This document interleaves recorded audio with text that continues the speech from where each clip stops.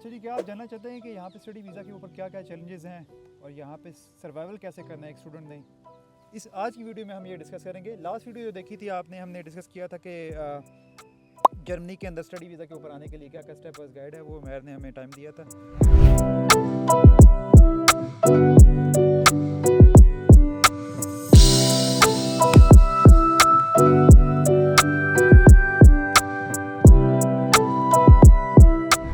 तो मैर, आपसे हम स्टार्ट करते हैं दोबारा से। ये बताइएगा कि क्या क्या यहाँ पे स्टडी वीज़ा के ऊपर चैलेंजेस हैं जो आपने पर्सनली फेस किए हैं या आपने और लोगों को देखा है यहाँ पे चैलेंज फेस करने को मिलता है? अच्छा, यहाँ पे जब स्टूडेंट फर्स्ट टाइम जर्मनी आता है, अगर उसके पास अकोमोडेशन नहीं है पाकिस्तान से लीव करने से पहले, तो वो उसको काफ़ी टफ़ टाइम देखना पड़ता है। उसको होटल्स में रहना पड़ता है और मुश्किल होती है काफ़ी। तो मेक श्योर करें कि जब आप पाकिस्तान लीव करें तो उससे पहले आपके पास यहाँ पे अकोमोडेशन हो। जब आपके पास अकोमोडेशन होगी तो आप अपना सब कुछ डॉक्यूमेंटेशन और जितना भी आपका पेपर वर्क है तभी शुरू हो जाएगा जब आपके पास रेंटल कॉन्ट्रैक्ट होगा। सेकंड चीज़ जो यहाँ पे है वो जॉब्स हैं। अच्छा, लोग पार्ट टाइम जॉब्स में भी लोगों को मुश्किल आती है डिपेंडिंग अपॉन द सिटी। के सिटी छोटा है तो वहाँ पे ज़ाहिर सी बात है वहाँ पे अगर आपको लैंग्वेज नहीं आती है, जर्मन लैंग्वेज नहीं आती है, तो आपको मुश्किल और होता जॉब है। मुश्किल हो जाती है। सही लेकिन है। बड़ी सिटीज़ में थोड़ा सा ईजी रहता है, जैसे बर्लिन है, फ्रैंकफर्ट है, या कोई भी किसी भी स्टेट का जो कैपिटल है वहाँ पे आपको विदाउट जर्मन लैंग्वेज जॉब मिल जाएगी। सही है। लेकिन शुरू में आपको सबको और जॉब्स करनी पड़ती हैं। कोई मैकडोनल्ड्स पे काम कर रहा है, कोई बर्गर किंग पे काम कर रहा है, और उसके बाद विद इन 2-3 मंथ्स 4 मंथ्स अगर आप थोड़ा सा एफर्ट करते हो तो आपको आपसे फील्ड से रेलेवेंट वर्किंग स्टूडेंट की जॉब मिल जाती है, और वो काफ़ी अच्छी होती है, जो नॉर्मली आप पार्ट टाइम से जितना अर्न कर रहे होते हो उससे अच्छा अर्न कर रहे होते हो। तो वो एक चीज़ है। और सेकंड जो है उसके बाद जो चीज़ आती है वो लैंग्वेज है। बहुत से स्टूडेंट्स हैं जो पाकिस्तान से लैंग्वेज नहीं करके आते हैं, तो वहाँ उन्हें यहाँ से थोड़ा सा इस सोसाइटी में, इस कल्चर में इंटीग्रेट होने में थोड़ा सा प्रॉब्लम होता है।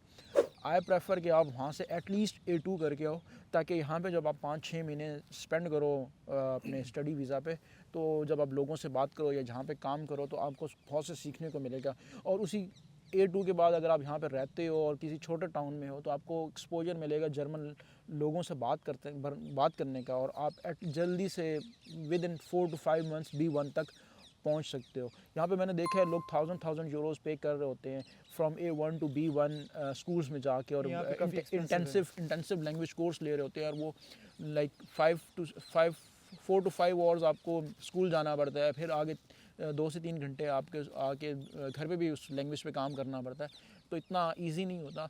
हाँ, इसका एक बेनिफिट है कि इसके जो करैक्टर्स हैं, जो अल्फ़ाबेट्स हैं, वो इंग्लिश से सिमिलर हैं, तो सिर्फ आपको सही है। प्रोनाउंसिएशन और ग्रामर पे वो काम डिफरेंट करना होती होता है। है, तो ईजी रह जाता है। सही है। अच्छा, आप मुझे बताइएगा, एक और चैलेंज यहाँ पे अक्सर हाँ, लोगों को रहता है जो स्टडी वीज़ा के ऊपर आते हैं, कि ये जो आपने पहली बात बता दी कि जैसे आप पार्ट टाइम जॉब करते हैं, आप स्टडी भी कर रहे हैं, दिन का आपके पास 5-6 घंटे स्टडी के हैं, उसके बाद पार्ट टाइम जॉब करनी है, तो ये चीज़ें कैसे मैनेज करते हैं? मतलब आपके पास क्या इनफ टाइम होता है कि अपने आप को भी टाइम दे सकें, फैमिली को टाइम दे सकें पीछे पाकिस्तान में? तो ये इस बारे में बताइए, ये कितना ये कॉम्प्लिकेटेड है, इसमें क्या अच्छा, यहाँ रियलिटी पे है? लोग जो है जॉब्स जो पार्ट टाइम करते हैं, आई थिंक उसकी 80 आवर्स लिमिट होती है, और नेक्स्ट ईयर से आई थिंक वो इंक्रीज़ होने जा रही है। बट जब वो इंक्रीज़ होगी तो फिर उसके बाद आपको आइडिया हो जाएगा वो कितने आवर्स बनते हैं। लेकिन अभी यहाँ पे 80 आवर्स होता है, तो नॉर्मली स्टूडेंट्स यहाँ पे 10 डेज़ वर्क करते हैं if they are working 8 hours a day. तो वो मंथ में खुद ही अपनी शिफ्ट डिसाइड करते हैं और वर्क करते हैं। लेकिन इसके जो अपोजिट चीज़ है, एक जो फील्ड से रेलेवेंट है, अगर आपको हीवी मिल जाती है या आपकी यूनिवर्सिटी में आपको जॉब मिल जाती है, या रिसर्च असिस्टेंट की या रिसर्च एसोसिएट की जॉब मिल जाती है, तो उस पर ये होता है कि आपको काम उतने ही वर्किंग आवर्स करने होते हैं। आपकी जो वेज है वो 16 से 20 तक चली जाती है पर आवर पे। तो ओके, वो जो गुड। आपकी मंथली जो एक पे है वो काफ़ी इंक्रीज़ कर जाती है। तो वो एक अच्छी चीज़ है कि जहाँ पे आपको फील्ड से रेलेवेंट आप हीवी अप्लाई करें। अपनी यूनिवर्सिटी में आपको जॉब्स मिल जाती हैं, उनकी लैब्स में, रिन्यूएबल में, या जितनी भी आपकी फील्ड से रेलेवेंट जितने भी कोर्सेज़ हैं, इलेक्ट्रिकल के, IT के, वहाँ पे बहुत से स्टूडेंट्स हैं जो अपनी यूनिवर्सिटीज़ में ही जॉब्स करते हैं। इवन के कुछ स्टूडेंट्स जो हैं वो लाइब्रेरी में भी वर्क करते हैं और अच्छी भली इनकम जनरेट करते हैं। ठीक है।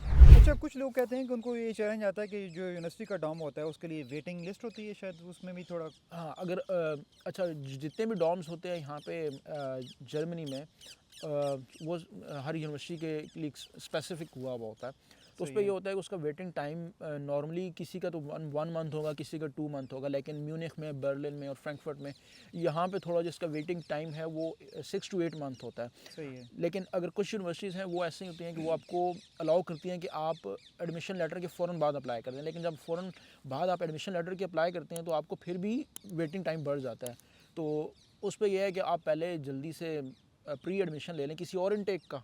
लाइक अगर आपने if you are planning for the winter intake तो आप समर में एडमिशन लेके उस एडमिशन लेटर पे डॉर्म में अप्लाई कर दें और आप विंटर में जाएं, तो ये सही है। थोड़ी सी आपकी स्ट्रगल जो है ना कम हो जाएगी, बिकॉज आपको प्राइवेट डॉर्मेटरीज में रहना या प्राइवेट अपार्टमेंट्स में रहना काफ़ी एक्सपेंसिव भी होता है और काफ़ी एक हेक्टिक भी होता है, बिकॉज यहाँ पे आपको काफ़ी पेपर वर्क करना पड़ता है और काफ़ी टाइम लगता है ढूंढने में, और इतनी जल्दी कोई भी स्टूडेंट को डॉर्म या अपार्टमेंट मिलता नहीं है अगर आपकी कोई गारंटी लेने वाला हो। सही है। ये जैसे कि आपने जिक्र किया कि आप अपना एडमिशन जो है ना समर से विंटर भी इनटेक में डेफर कर सकते हैं या विंटर टू समर भी कर सकते हैं, तो इस केस में यूनिवर्सिटी की जो बेसिक की अपॉइंटमेंट होती है, क्या आपको उसी अपनी प्लान के लिहाज से लेनी पड़ती है या एम्बेसी भी आपकी अपॉइंटमेंट डेफर कर सकती है? अच्छा, एम्बेसी तो कोई अपॉइंटमेंट आपकी डेफर नहीं करती, एडमिशन सही ही है। आपके डेफर हो सकता है। ओके। अच्छा, उस पे होता यह है कि दो चीज़ें होती हैं, या तो आप यूनिवर्सिटी की ऑनलाइन क्लासेस ले लो और आपकी अपॉइंटमेंट लेट हो रही है तो आप तब आ जाओ, और सेकंड सही है। चीज़ ये है कि जब आपके पास समर का एडमिशन लेटर है और आपकी अपॉइंटमेंट नहीं आ रही तो आपके पास सेकंड ऑप्शन यही है कि आप समर से विंटर डेफर कर लो। सही कुछ है। यूनिवर्सिटीज़ हैं जिनकी वो इनटेक्स ही विंटर टू विंटर लेती हैं, तो विंटर से आपका एक नेक्स्ट विंटर में डेफर होगा, तो आप यूनिवर्सिटी ही वो प्रेफर करो कि जो आपको समर और विंटर दोनों में दे रही है। आई ठीक है। हैव और मैंने बहुत से लोगों को देखा है जो किसी और यूनिवर्सिटी के एडमिशन लेटर लेके अपना वीज़ा प्रोसेस करते हैं। यहाँ पे मैंने बहुत से मेरे साथ स्टूडेंट्स हैं, क्योंकि दूसरी यूनिवर्सिटीज़ जो हैं वो काफ़ी टाइम लगा रही थी उनके एडमिशन डिसीजन देने में, एक्सेप्टेंस लेटर देने में, तो वो किसी और यूनिवर्सिटी पे अप्लाई किया, वीज़ा प्रोसेस किया, यहाँ पे आके यूनिवर्सिटी यूनिवर्सिटी चेंज चेंज कर कर ली। ली। और ये इतना कोई बड़ा रॉकेट साइंस नहीं है, आपको जस्ट एक मेल करनी है और आपका जल्दी से यूनिवर्सिटी चेंज हो जाती है। ठीक है। अच्छा, और कोई ऐसा चैलेंज जो आपको पर्सनली आपके साथ हुआ है या आपने देखा हो किसी और स्टूडेंट के साथ यहाँ पे उसको फेस करना पड़ा? नॉर्मली यहाँ पे अकोमोडेशन का ये काफ़ी इशू होता है और बहुत से स्टूडेंट्स स्ट्रगल कर रहे होते हैं। सही है। और मैंने बहुत से स्टूडेंट्स देखी भी हैं जो जर्मनी में आके भी वापस चले जाते हैं पाकिस्तान, बिकॉज उन्हें अकोमोडेशन नहीं मिल रही होती। सही है। अकोमोडेशन की काफ़ी प्रॉब्लम है, स्पेशली म्यूनिख में और बड़े इलार्निंग में, शहरों में। न्यूरमबर्ग में। तो वहाँ पे बहुत से स्टूडेंट्स हैं जो वहाँ से आते हैं, 1-2 महीने रहते हैं, अकोमोडेशन नहीं मिलती है, फिर वापस चले जाते हैं और फिर वो नेक्स्ट इनटेक में दोबारा आ रहे होते हैं। तो ये काफ़ी टफ है। मेक श्योर करें कि आपके पास यहाँ आने से पहले, यहाँ पहुँचने से पहले आपके पास अकोमोडेशन हो। ठीक है। अच्छा, इन टर्म्स ऑफ फाइनेंस आपको कोई चैलेंज तो नहीं यहाँ पे फेस करना पड़ता? पार्ट टाइम जॉब करके आप मतलब सफिशिएंट यहाँ बना पे लेते हैं अपना जो लिविंग कॉस्ट है उसको पे कर सकते हैं? यहाँ पे अगर यहाँ पे पार्ट टाइम भी आपकी इनफ अर्निंग होती है अगर आप पार्ट टाइम जॉब करते हैं, और अगर आपकी फील्ड से रेलेवेंट है तो आपको कोई परेशानी नहीं होती, आपके फाइनेंसेस इतने अच्छे होते हैं। ठीक है। और सेकंड चीज़ ये है कि ये डिपेंड करता है कि आपका लाइफस्टाइल कैसा है और आप किस सिटी में रह रहे हैं। सही कुछ है। सिटीज़ हैं जिस तरह जो बैडन वर्टनबर्ग में आते हैं, फायबर्ग वगैरह, वो काफ़ी एक्सपेंसिव हैं। लेकिन जो सिटी एक्सपेंसिव होगा ज़ाहिर सी बात है फिर उसकी डेली वेज और डेली वर्किंग है। और के जो वेजेस हैं वो भी काफ़ी हाई होते हैं। तो ये डिपेंड करता है लाइफस्टाइल पे, सिटी पे, कि वो सिटी कैसा है। और मेन चीज़ ये है कि आपका जो डॉर्म है या आपकी जो अपार्टमेंट है उसका रेंट क्या है। आपकी जो ओके। मेन सेविंग है वो आप रेंट पे कर सकते हो और किसी चीज़ पे यहाँ पे सेव नहीं कर सकते। सही है। अच्छा, मुझे अब ये एक और बताइएगा, ये भी एक किस्म का आप कह लें कि चैलेंज है, लाइक द कल्चरल शॉक। इसको आप कैसे देखते हैं और इसको कैसे कूप अप किया जा सकता है? कैसे लोग जो नए आते हैं, बिल्कुल नया कल्चर है, यंग यंग लोग आ गए हैं पाकिस्तान में, उन्होंने जॉब नहीं की तो यहाँ पे आ जाते हैं, तो उनके लिए क्या आप चैलेंज देखते हैं? उसको कैसे अच्छा, ओवरकम कर सकते हैं? कल्चर तो होम सिकनेस भी हो सकती है।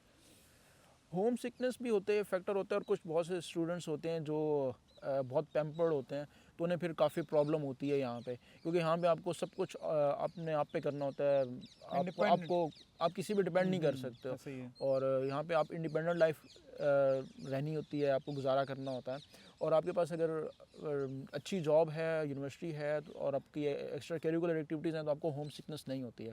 सही है। वेदर भी आप अगर मेंशन करना चाहें तो? अच्छा, वेदर भी बहुत से लोग हैं जो पाकिस्तान में कहते हैं कि हम विंटर में 4 दिन सूरज नहीं देखें तो हमें डिप्रेशन हो जाता है। तो यहाँ का तो विंटर काफ़ी टफ होता है, तो ये मेक श्योर करके आएँ कि आपको यहाँ के विंटर से प्रॉब्लम नहीं होगी, बिकॉज यहाँ पे आपको 2-2 महीने सूरज देखने को नहीं मिलेगा। तो एक काफ़ी चीज़ है। तो यहाँ पे मैंने बहुत से स्टूडेंट्स को देखा है जो इस चीज़ में डिप्रेशन में होते हैं कि यार स्टडीज़ भी है, काम भी करना है, जॉब भी है, तो काफ़ी टफ हो जाता है। अच्छा एक और इसमें थोड़ा सा मैं बात करता हूँ कि सोशलाइजिंग जो है ना वो भी आपकी काफ़ी लिमिटेड यहाँ पे हो जाती है, तो उसको भी अगर आप बेहतर कर सकते हैं तो कैसे कर सकते हैं? अच्छा, अगर आपको लैंग्वेज आती है और वो तो एक प्लस पॉइंट है। इसके साथ साथ अगर आप यूनिवर्सिटी के क्लब्स होते हैं, स्पोर्ट्स होती हैं, डिफरेंट कल्चर इवेंट्स होते हैं, तो आप उसमें आप जाना शुरू कर दें तो आपको इतना मसला नहीं होता। और यहाँ पे आपकी पाकिस्तानी कम्युनिटी भी होती है, देसी कम्युनिटी भी होती है। बहुत से स्टूडेंट्स हैं जो प्रेफर करते हैं अपनी कम्युनिटी में रहना, लेकिन आप थोड़ा सा बच के रहेंगे तो बहुत अच्छे रहेगा। ये एक मशवरा है जो ऑलरेडी भाई यहाँ पे है, तो आपकी मर्ज़ी, अगर आप इसको मानते हैं तो आपकी बेहतरी। बिकॉज हर बंदे का सोचने का तरीका डिफरेंट होता है। अगर आप अपनी कम्युनिटी में बहुत ज़्यादा रहेंगे तो आप वो एक्सपोजर नहीं मिलेगा जो आप यहाँ पे लेने आए हैं। बिल्कुल। क्योंकि जब आप दूसरे लोगों से, दूसरे कंट्रीज़ के इंटरनेशनल स्टूडेंट के साथ बात करेंगे, आपको एक कॉन्फिडेंस आता है, आपको बात करने का आपको फिर इंटरेस्ट होता है कि यार मैं ये लैंग्वेज सीखूँ, ये करूँ, ये सही है। कोर्सेज करूँ। बहुत से मैंने पिछले 5 से 7 महीनों में बहुत कुछ अचीव किया है इन टर्म्स कि मैं जर्मनी में यहाँ पे डिफरेंट स्कॉलरशिप्स पे गया, डिफरेंट इवेंट्स पे गया जो फुली फंडेड थे। तो ये अगर मैं अपनी कम्युनिटी में ही रहता तो शायद मैं उसी कम्युनिटी के साथ ही गुजारा कर रहा होता, वही चीज़ें कर रहा होता जो सब कर रहे हैं। तो आप इंटरनेशनल स्टूडेंट के साथ जब एक्सपोजर लेते हो, बाहर जाते हो, डिफरेंट कंट्रीज़ में जाते हो, बिकॉज आप यूरोप में हो, 27 कंट्रीज़ हैं, आप कहीं भी किसी भी जगह मूव कर सकते हो। यू जस्ट नीड एक्सेप्टेंस कि आपको कोई इंस्टीट्यूट, कोई भी प्रोग्राम मिल रहा हो जिसमें जाने के लिए, और वो फुली फंडेड होते हैं। यहाँ पे आपको पे कर रहे होते हैं उल्टा। लास्ट टाइम मैं गया था, बर्लिन गया था 2 वीक्स के लिए, और वो जर्मन एजुकेशन डिपार्टमेंट की तरफ से फुली फंडेड था। तो वो एक आपको इवेंट मिलते हैं, हालांकि आपकी यूनिवर्सिटीज़ आपको बता रही होती हैं, या डिफरेंट स्टेट की जो स्टेट के वेबसाइट्स हैं वहाँ पे आपको पता चलता है कि इवेंट्स हो रहे हैं। सही है। अच्छा, यही तो जी मेन जो चैलेंज थे हमने डिस्कस कर लिए हैं। और लास्टली मैं आपसे ये पूछना चाहता हूँ कि जो भाई पाकिस्तान में बैठे हुए हैं, आना चाह रहे हैं, तो कुछ उनके लिए मशवरा देना चाहते हैं आप, जो आने से पहले अपना माइंड बना के यहाँ पे आएँ? बस यहाँ की लाइफ टफ है, आपको थोड़ा सा 2 चीज़ें आपको करनी पड़ती हैं यहाँ पे। 2 चीज़ें आपको मैनेज करनी पड़ती हैं। फर्स्ट टाइम मैनेजमेंट, और सेकंड आपको मनी मैनेजमेंट। और आपको ये 2 चीज़ें आती हैं तो आप जर्मनी में क्या हर कंट्री में सर्वाइव कर सकते हो।